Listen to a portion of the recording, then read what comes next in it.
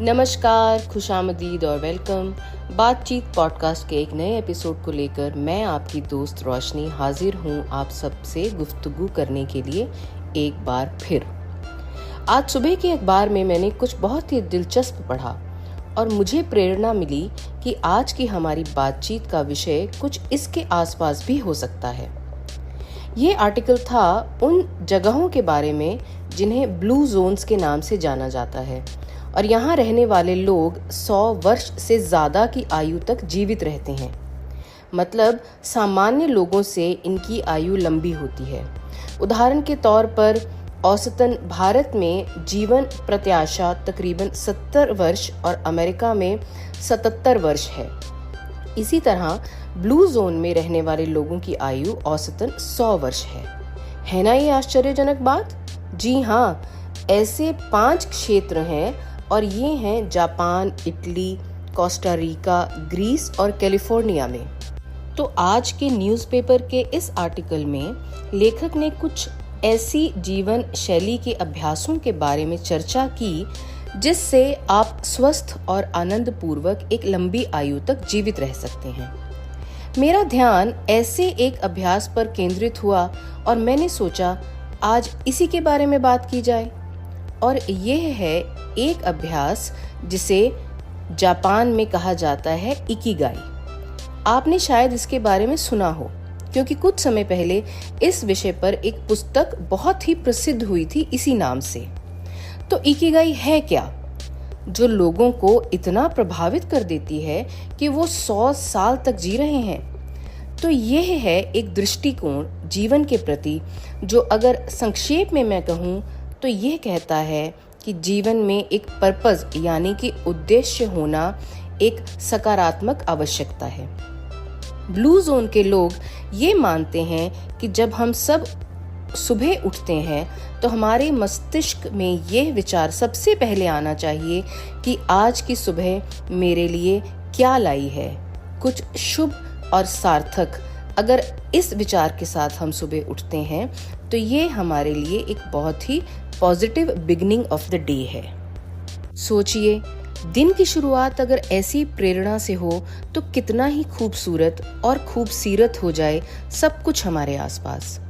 Blue zone के वासियों का उद्देश्य से जुड़ा होना इस बात का प्रमाण है जब हमारे पास कुछ करने के लिए होता है जो उपयोगी है, जिससे हम कुछ बदलाव की ओर योगदान कर रहे हैं, तो एक दिन के 8 पहर गुजारने बोझ नहीं होकर एक उपहार बन जाते हैं। तो क्या हो सकता है ऐसा कार्य जो हमारे नजरिए में ये रुचिकर बदलाव ला सकता है?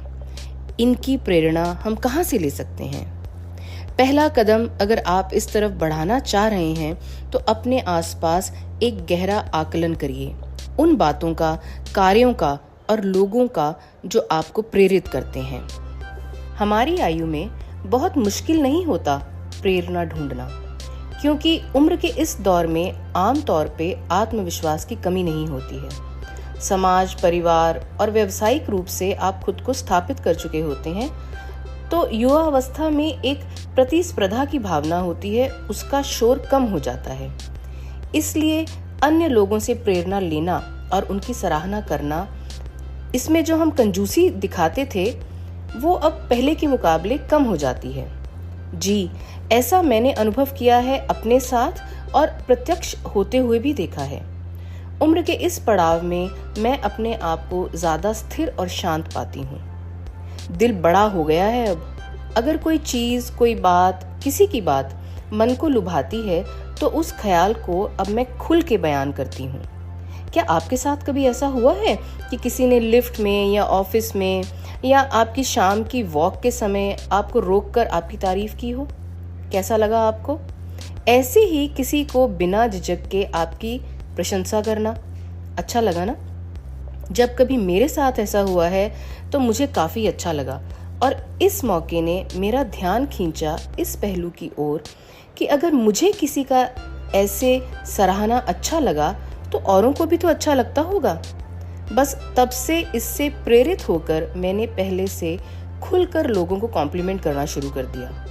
बड़ी प्यारी सी स्माइल मिलती है जब आप किसी को ऐसे मान देते हैं। बस ऐसे ही मिल जाती है प्रेरणा अपने आसपास से, जो जीवन को राह देती है और उद्देश्य की ओर आपको अग्रसर करती है। किसी हुनर से कम नहीं है अपने लिए लघु और दीर्घकालिक प्रयोजन यानी short and long term purpose ढूंढना। और अगर आपका संकल्प उपजा हो किसी प्रेरणा से, तो उसे पूरा करना हजार कठिनाइयों के बावजूद सहज हो जाता है। आज ही मैंने एक 90 वर्षीय महिला के बारे में पढ़ा जो रोजाना 100 से ज्यादा डॉग्स के लिए खाना बनाती हैं। सोचिए आप, 90 वर्ष की महिला, और ऐसा नहीं है कि वो पूर्णतः स्वस्थ हैं। उनकी सर्जरीज भी हुई हैं, वो बीमार भी रहती हैं, उनकी हड्डियां भी मजबूत नहीं हैं। है ना ये विस्मित करने वाली बात? चलिए एक नज़र डालते हैं अपनी दिनचर्या पर और खगालते हैं कि क्या हमें इस स्तर तक कोई उत्साहित करता है।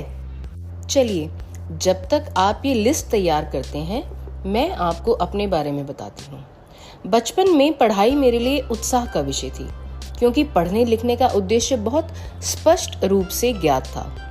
फिर युवा अवस्था में मेरे लिए मेरा परिवार और मेरा करियर बहुत मोटिवेट करता था। मुझे हर दिन उजरा लगता था नई संभावनाओं के साथ।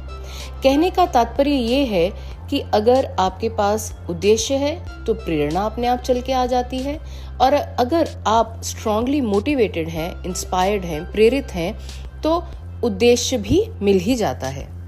आज की अगर मैं बात करूं तो पर्पस और इंस्पिरेशन, ये दोनों अब एक नया रूप ले चुके हैं मेरे जीवन में।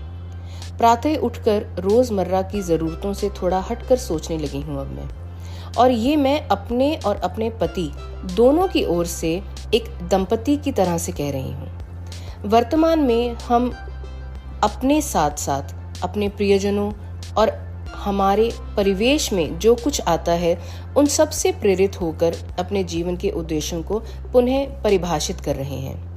ये प्रेरणा ली हमने अपने कुछ परिजनों से, कुछ ऐसे लोगों से जो रहनुमा हैं समाज के, कुछ ऐसे लोग जो अपने कार्य क्षेत्र में विशिष्ट रूप से स्थापित हैं।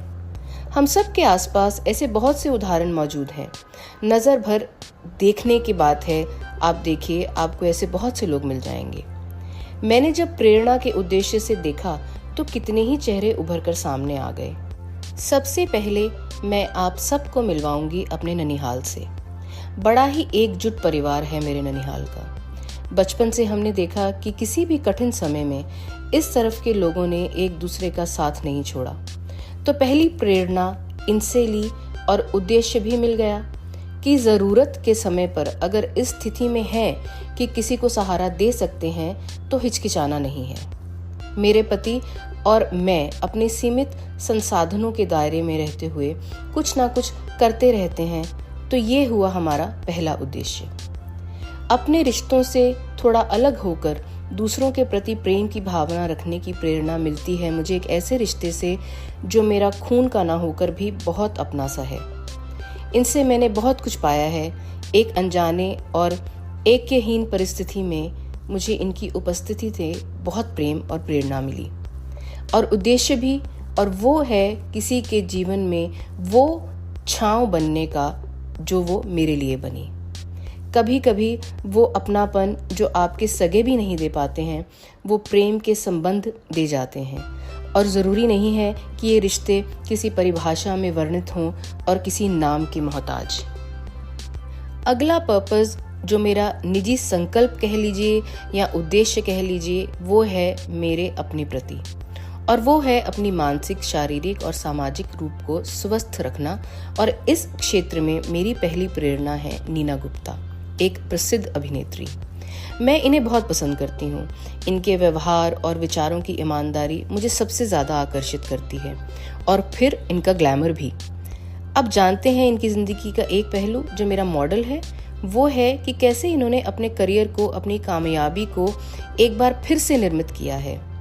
अगर मैं इन्हें महिलाओं की अमिताभ बच्चन कहूँ तो गलत नहीं होगा।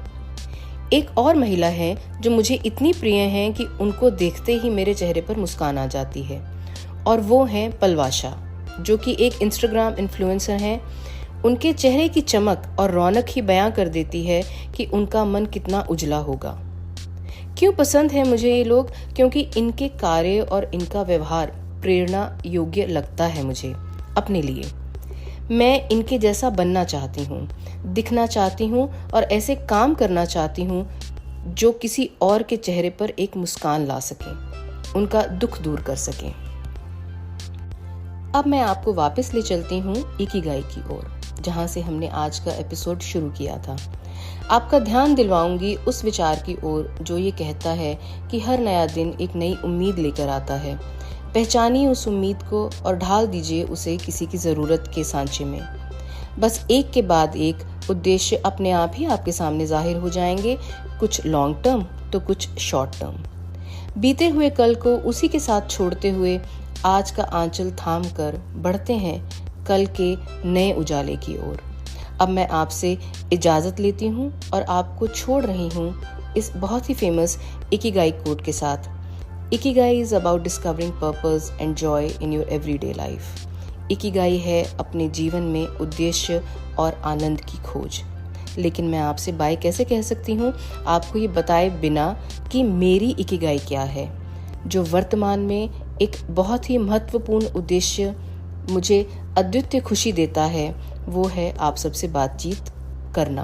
बातचीत पॉडकास्ट के माध्यम से हर सुबह मेरे लिए लेकर आती है एक नया दिन, जहां मैं ढूंढती हूँ ऐसे नए विषय और बहाने आप तक पहुँचने के। ये है मेरी इकिगाई। अब समय हो गया है आपसे विदा लेने का। जब तक मैं आपसे अगली बार मिलने आती हूँ, तब तक आप बड़ी संजीदगी से खोज लीजिए अपनी इकिगाई। मिलती हूँ आपसे जल्द ही। मैं आपकी दोस्त रोशनी। तब तक जुड़े रहिए। और हमसे जुड़े रहने के लिए आपको क्या करना होगा, आप जिस भी प्लेटफॉर्म पे हमें सुन रहे हैं उस प्लेटफॉर्म पर हमें लाइक और सब्सक्राइब या फॉलो करना ना भूलें। और एक और ज़रूरी छोटी सी बात, अगर आपने जो समय मेरे साथ बिताया वो सुखद था, तो उस अनुभूति को आप जिनसे प्यार करते हैं उनसे शेयर करना ना भूलें। तो एक हल्का सा प्रेस कर दें आप शेयर के बटन पर। शुक्रिया।